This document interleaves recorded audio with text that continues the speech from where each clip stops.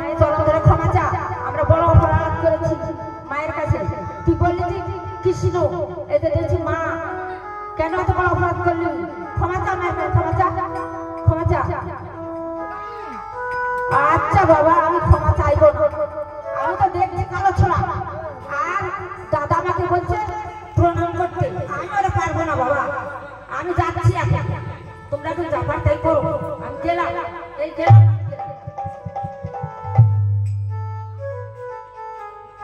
আমি আসি বাবা, আমি আসি, আসি। কোন খাকারি, কোন মদারি, অনেক জাদু বিদ্যা জানিস। আমি তো জাদু বিদ্যা সবই